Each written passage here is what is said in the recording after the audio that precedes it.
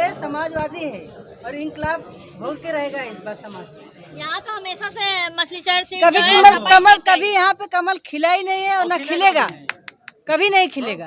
असल में यहाँ कीचड़ है ही नहीं तो खिलेगा कहाँ? जय अखिलेश तय अखिलेश, जय अखिलेश तय अखिलेश।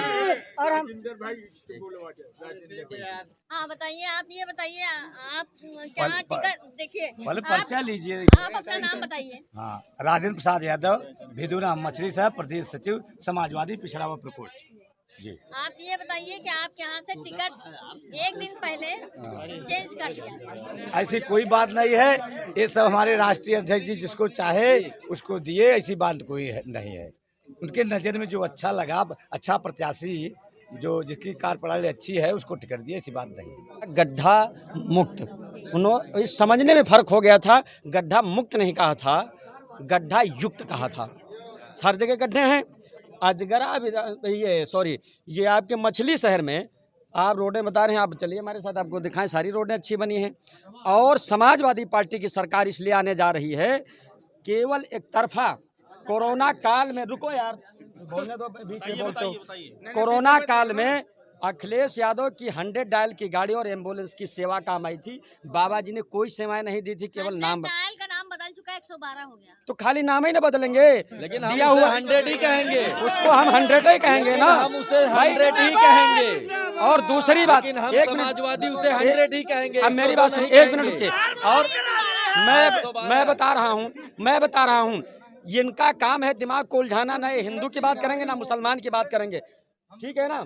आप आज देख लीजिए, यूक्रेन में 20 से 30 हजार छात्र यूक्रेन में फंसा हुआ है, और जो किराया 25,000 रुपये था सीधे 86,000 रुपये हुआ है। और हु हल्ला करने के बाद में 54,000 रुपये रखा गया उसका किराया। और यही सरकार जब उत्तर प्रदेश का चुनाव हो रहा है जी, ये जाति और धर्म पे आ गया, इसमें क्या कहेंगे आप? ये जो सरकार वर्तमान में चल रही है, ये जाति धर्म की ही राजनीति कर रही है। विकास का कहीं उसका कोई काम ही नहीं है, विकास के रास्ते पर चलती ही नहीं है। वो तो खाई खोदने का काम करती है। हिंदू मुसलमान, हिंदुस्तान पाकिस्तान, इसके अलावा उसको आता क्या है? वो तो बता रहे हैं हम एक्सप्रेसवे बनाए हैं। कौन सा एक्सप्रेसवे बनाए? राशन दे रहे हैं। राशन क्या इसके पहले जो है कोटा पे जो राशन मिलता था वो नहीं मिलता था? ये कोई नया दे रहे हैं? पहले फ्री में ऐसा है, पहले राशन कोटा पे मिलता था। चीनी मिलती थी, मिट्टी का तेल मिलता था, अरहर की दाल मिलती थी, चना मिलता था। वो तो ले गए। नहीं, चना तो दिया है उन्होंने भी। अब पहले भी मिलता था, कोई नया नहीं दिए हैं। अब ये राशन खाली पहले तो ये राशन खाली मार्च तक मिलेगा। चुनाव खत्म हो जाएगा, इनका राशन भी खत्म हो जाएगा। खाली वोट लेने तक राशन दे रहे हैं। जिस दिन वोट लेने वाला उनका एजेंडा पूरा हो जाएगा, उसी दिन उनके यहाँ खजाने से राशन खत्म हो जाएगा। और ये बाप रे बाप, राम को लाने की उनकी हैसियत है। राम अनाथ काल से हैं। ये भाजपा सरकार 1981 से इसकी स्थापना हुई है, और राम तो सदियों पुराने हैं। त्रेता से राम हैं। अब बताइए राम के ला देंगे? वो तो बता रहे हैं हम आ रहे हैं 300 पार कर। वो तो गुमराह कर रहे हैं। उनके कहने से क्या होता है? वो आ रहे हैं, किसानों के ऊपर गाड़ी चढ़ा रहे हैं, यही तो कर रहे हैं। हमारे किसानों के खेत खलिहानों को अपने साड़ों से बर्बाद करा रहे हैं। हमारे देश के नौजवान जो होनहार होते हैं, उनको उनके छात्रावासों में, उनके लाजों में अपने पुलिस से घुस के मरवा रहे हैं। लड़का अगर कोई छात्र जान बचा के अपना भाग रहा है सड़क पे पुलिस उनकी दौड़ा के मार रही है। वो तो बता रहे हैं 10 मार्च के बाद हम गोबर योजना ला रहे हैं। हाँ, ये एकदम सही कह रही हैं। 10 मार्च के बाद वो जो है ये गुमराह कर रहे हैं। वो गोबर बेचने के लिए बात कर रहे हैं, कह रहे हैं गोबर बेचेंगे, गोबर से रोजगार मिलेगा। अभी तक क्या कर रहे थे भैया? रोजगार नहीं दे पा रहे थे। हर किसान के घर में गोबर होता, सबको रोजगार मिल जाता। 7 साल हो गया आपको सरकार में, भारत सरकार में बने, तो क्यों नहीं रोजगार दे दिया गोबर का? कह रहे हैं हमने तो बहुत युवाओं को रोजगार दिया। 5 लाख उत्तर प्रदेश सरकार बताती है, अपना डेटा कहती है 5 लाख रोजगार दिया है हमने युवाओं को। तो अगर रोजगार युवाओं को दिया तो इलाहाबाद में लाठी चार्ज क्यों करा रहे थे युवाओं पे? छात्रों को लाठी क्यों पिटवा रहे थे? छात्र तो रोजगार ही मांग रहा है, जिसके ऊपर लाठी बरस रही थी इलाहाबाद में या पटना में या और महानगरों में जहाँ पढ़ने वाले लड़के हैं। वो तो बता रहे हैं अमित शाह जी के 12वीं के बाद कोई इंटर करेगा तो उसे लैपटॉप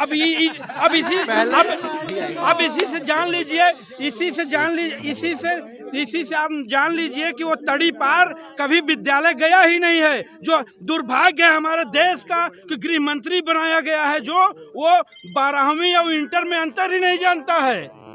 ये मेरे देश का दुर्भाग्य है, मेरा देश बर्बाद हो रहा है। हमारा मीडिया के लोगों से अनुरोध है, सही को सही, गलत को गलत दिखाएं, जिससे हमारा देश बर्बाद होने से बच सके। वो तो बता रहे हैं हम राष्ट्रवाद की ओर ले जा रहे हैं और सारे लोग राष्ट्रवाद के नाम पे वोट कर रहे हैं। राष्ट्रवाद में क्या राष्ट्रवाद की क्या यही पहचान है? जो राष्ट्रीय संपत्ति है उसको बेचा जा रहा है और हम राष्ट्रवाद की तरफ जा रहे हैं।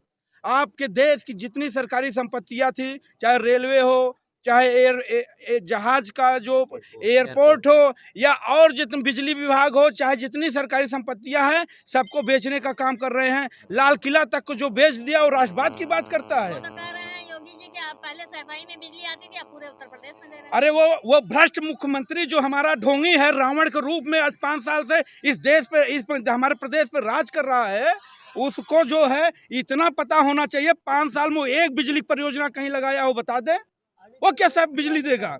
बिजली तो माननीय अखिलेश यादव ने अनपरा का क्षमता बढ़ाए बिजली उत्पादन का, और जालौन में लगाए, दादरी में लगाए और इलाहाबाद में लगाए, तमाम जगह नई बिजली परियोजना, बिजली उत्पादन क्षमता बढ़ाने का कार्य किया, नई परियोजना लगाने का कार्य किए।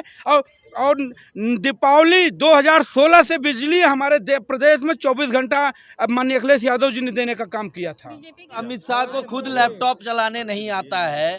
पहले वो अपना अगर फेसबुक हो, ट्विटर हो या किसी भी अकाउंट पे हो, पोस्ट करना होता है, अगर उन्हें पोस्ट करना होता है तो वो अपने पीए से कराते हैं। योगी जी स्वयं पोस्ट नहीं कर सकते फेसबुक पे, तो वो लैपटॉप चला नहीं पाते, तो लैपटॉप क्या दे पाएंगे? वो स्वयं नहीं चला पाते।